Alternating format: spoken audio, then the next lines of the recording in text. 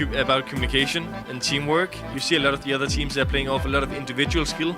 Not that Denmark doesn't have that, but they know that in order to go and win titles, you need to be a good team, you need to have structure, you need to prepare well. So we're trying to optimize in all the small categories like eating well, sleeping, preparing, all these kind of things to get the maximum potential out of our rosters. I think that's one of the big reasons.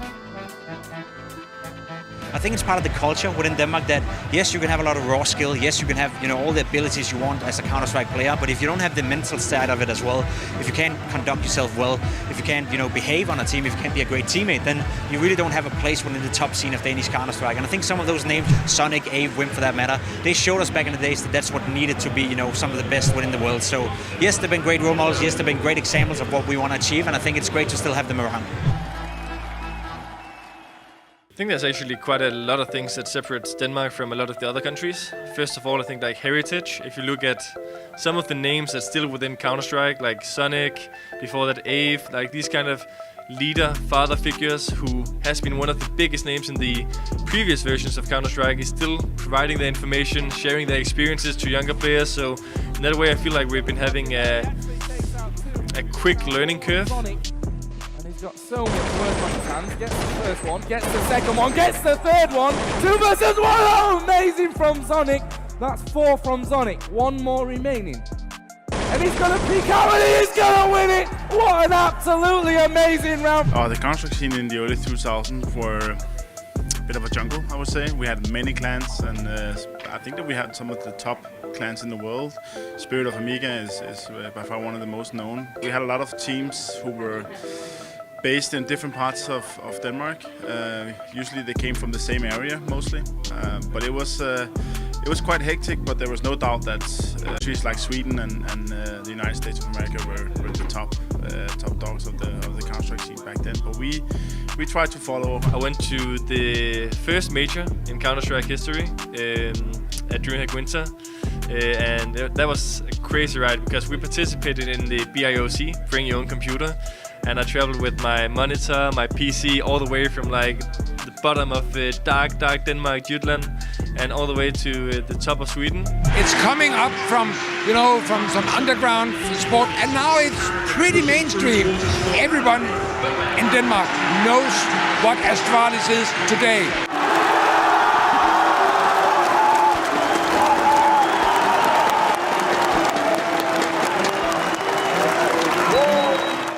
The success of Astralis, even before I got on the team, have been a huge factor of Danish Counter-Strike being a success. Obviously also other esports, but I think this team have built up something for a lot of young people. A lot of schools have accepted esports as a thing. They have making it possible going and study and playing esports at the same time. I would still have to go with the people behind Astralis. The way that they have built our team, the way that they have implemented some of the traditional things from sports, especially our director of sports, Kasper Witt, who has implemented a lot of stuff from his time in handball, has made us who we are today. And I think that has been the kickstart of making esports that big in Denmark.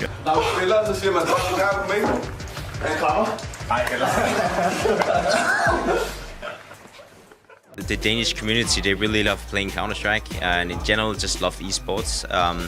I also think the fact that a lot of young people, they start from a young age and actually have the ability to play on PCs from a young age, makes it easier for them to get better as well. Denmark, it's a pretty cold country. We spend a lot of time inside, and I think, the hours that we put into the game is definitely a big part of it as well. So overall, we just have a great environment for fostering talent. If you look at like the way the entire society is built within Denmark, with the free education, with like the security net and so on, you're in a different way, not being pressured to have a job as early, and you have more financial stability, which makes you, I guess, allowed to take a year off just playing video games and so on, and that has been very beneficial for Danish Counter-Strike. It's a fairly rich country, so we all have a PC and are able to play from home and to practice Counter-Strike and still go to school, where I think that some other countries they rely heavily on you having a student job on the side. So I think that has created the foundation for us to practice Counter-Strike, and then obviously all the teams back then who inspired some of the youth, and then it's just been going on for generation to generation. People in Denmark have accepted it as like esports and actually think it's a good thing. Have also helped quite a lot that even like mom and dad, they're okay with going with the son to watch us play video games and stuff like that. And I think it's just a whole mix of all those things making the Danish Counter-Strike scene unique in their own way.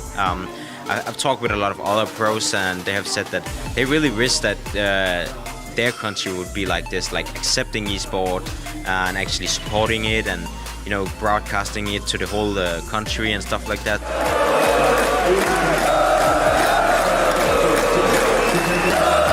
We can walk on the street as we could just 2 years ago. Now we're getting stuck, whether it's like going out shopping for groceries or it's being in the airport. So it's sometimes I still have to pinch my arm to really figure out if I'm awake, because it's not that many years ago I was sitting and bringing my own computer to a LAN party and not winning that much money and just sleeping on hostels, and now it's sold out arenas and good hotels and just traveling around the world. So it's in some way I won't be surprised if it becomes even bigger.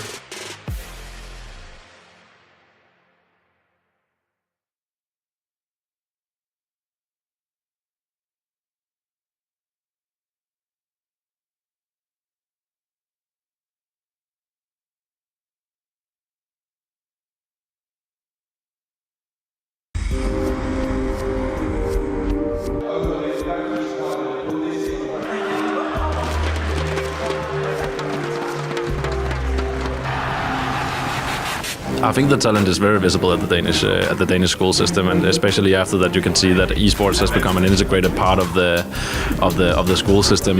Many places you can see how it motivates a lot of students to actually go to school and do their homework and do good in school. I think we are really good at finding talents.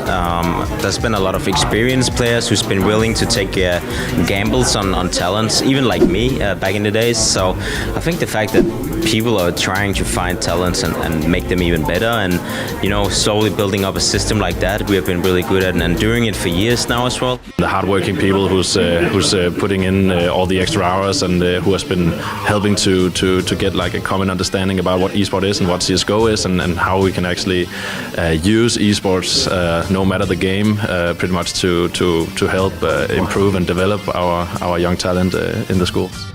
I took the opportunity and I played good, and I proved that I could. Damage coming from the flames.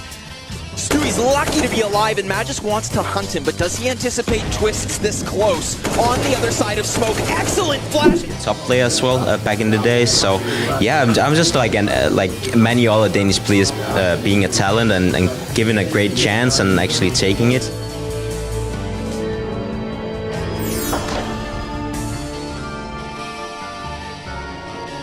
When you win a major and you're going to the town hall of Copenhagen and eating pancakes, that is a tradition in Denmark for great sports achievements. That puts a question into all the people out there thinking, is this a sport? Having politicians going in and approving the game and acknowledging our performances.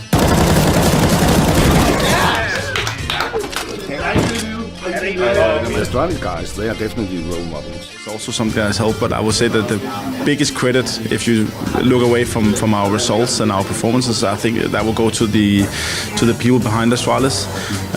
They have had a tremendous way, and they have a background in traditional sports and has been able to, sell the story in some way to the media and to the press and to all the influential people back in Denmark. I mean, there's no doubt that Astralis played a big role in pushing Counter-Strike into the Danish mainstream media.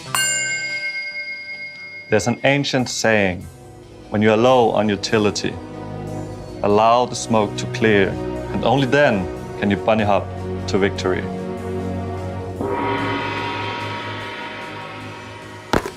It's just the success of them. It's the awareness. It's the professionality. They always come out to tournaments. They always conduct themselves well. They always, behave nice in interviews. They give you something. It's not like it's just pale football players. Sometimes they actually give you some good stuff to work with, but they do it in there's a fashionable manner. They do it under controlled circumstances, and I think the Danish media has loved the fact that we now have this new scene emerging, you know, that is not just boring football player or boring handball players who's been schooled their entire life to say the same answers over and over again. Dolphin is pretty clever. An owl. An owl, that's good, yes. An owl. Er det ule, eller? Ule. TV2 is such a mass media in Denmark. TV2 can have the ability to tell the stories, and if you're telling the stories about the person, make the person tell that Carrigan is an accountant, as an educated accountant. You know, the things like that, putting them into a perspective, so they are getting to be human beings and not someone who is sitting in a basement. I think the most important thing about Danish CS is we have so many in-game leaders in different various of teams. We have Emerson, we have Hunden, who takes up young players, we have Snappy in Heroic, we have Glaive, and then me in some international teams. So I think it all comes down to that we have so many great in-game leaders who have their own unique way of playing, and people just know how to play within systems. So I think that's why Danish CS is a competitive nation in CS. It was actually a popular thing to be the in-game leader in Denmark, whereas if you look at the teams today, there's so many top teams out there who don't have a designated in-game leader. Somebody just has to take the role. I mean, FaZe Clan is a great example. Potentially could be one of the best teams in the world, but right now they don't have a designated in-game leader. Nico is just, you know, doing the role because nobody else can do it. So I think Denmark have always had the culture where being an in-game leader is a respected job. You know, it requires a lot of authority as well. And I think, you know, the fact that we've had so many great throughout the time, Sonic back in 1.6 as well, it's just been fostering talent. You know, it's been inspiring people to be an in-game leader. And I think that's a big part of the reason why we have so many great in-game leaders within the Danish ranks. I think we are understanding slowly that it's a serious thing, you know. It's not just like a hobby anymore. It's actually a job now, and I think the younger talents is understanding that if they want to get to the top level, they need to be a good teammate. They need to work hard. They need to understand that it's not easy getting there. You have to work hard for it, and you have to dedicate yourself to it. And it's just like being a professional football player or handball player. You actually need to dedicate your whole life into it. It's growing day by day right now. You see more and more medias entering. You see more and more specified projects. You know, you have big companies within Denmark who really put in a lot of money into Counter-Strike right now. Danish TV2 is a great example. They bought the rights for Counter-Strike for the next 4 or 5 years, I believe, which is, you know, a big commitment to make for a big TV channel. So Counter-Strike is going mainstream, and more people want a piece of that cake, and I can't see it go anywhere within the near future. Everyone, from the smallest child, have been sitting there watching their heroes playing themselves. They can even, in a way, go into a server, play against the Counter-Strike's Messi. Hey, you can't go into Camp Nou from the street and play against Messi. You can do that in this sport, and that's amazing. So that will bring it out against the roof, no doubt about that.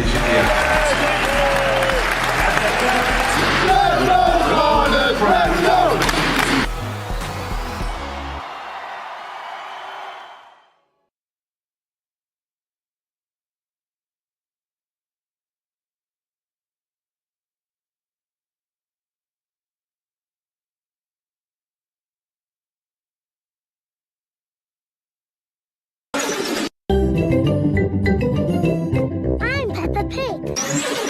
This is my little brother George. This is Mummy Pig. And this is Daddy Pig. Peppa Pig. I'm Peppa Pig. This is my little brother George. This is Mummy Pig. And this is Daddy Pig. Peppa Pig.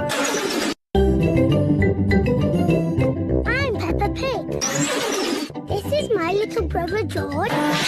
This is Mummy Pig. And this is Daddy Pig. Peppa Pig. I'm Peppa Pig. This is my little brother George. This is Mummy Pig. And this is Daddy Pig. Peppa Pig. I'm Peppa Pig. This is my little brother George. This is Mummy Pig. And this is Daddy Pig. Peppa Pig. I'm Peppa Pig. my little brother George. This is Mummy Pig. And this is Daddy Pig. Peppa Pig. I'm Peppa Pig. This is my little brother George. This is Mummy Pig. And this is Daddy Pig. Peppa Pig. I'm Peppa Pig. This is my little brother George. This is Mummy Pig. And this is Daddy Pig. Peppa Pig. I'm Peppa Pig. This is my little brother George. This is Mummy Pig. And this is Daddy Pig. Peppa Pig. I'm Peppa Pig. This is my little brother George. This is Mummy Pig. And this is Daddy Pig. Peppa Pig.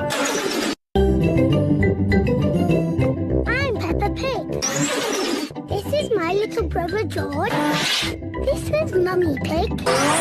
And this is Daddy Pig. Peppa Pig. I'm Peppa Pig.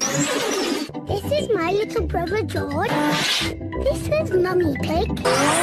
And this is Daddy Pig. Peppa Pig. I'm Peppa Pig. This is my little brother George. This is Mummy Pig. And this is Daddy Pig. Peppa Pig. I'm Peppa Pig. This is my little brother George. This is Mummy Pig. And this is Daddy Pig. Peppa Pig. I'm Peppa Pig. This is my little brother George. This is Mummy Pig. And this is Daddy Pig. Peppa Pig. I'm Peppa Pig. This is my little brother George. This is Mummy Pig. And this is Daddy Pig. Peppa Pig. I'm Peppa Pig. This is my little brother George. This is Mummy Pig. And this is Daddy Pig. Peppa Pig. I'm Peppa Pig. This is my little brother George. This is Mummy Pig. And this is Daddy Pig. Peppa Pig. I'm Peppa Pig. This is my little brother George. This is Mummy Pig. And this is Daddy Pig. Peppa Pig. I'm Peppa Pig. This is my little brother George. This is Mummy Pig. And this is Daddy Pig. Peppa Pig. I'm Peppa Pig. This is my little brother George. This is Mummy Pig. And this is Daddy Pig. Peppa Pig. I'm Peppa Pig. This is my little brother George. This is Mummy Pig. And this is Daddy Pig. Peppa Pig. I'm Peppa Pig. This is my little brother George. This is Mummy Pig. And this is Daddy Pig. Peppa Pig. I'm Peppa Pig. This is my little brother George. This is Mummy Pig. And this is Daddy Pig. Peppa Pig. I'm Peppa Pig. This is my little brother George. This is Mummy Pig. And this is Daddy Pig. Peppa Pig.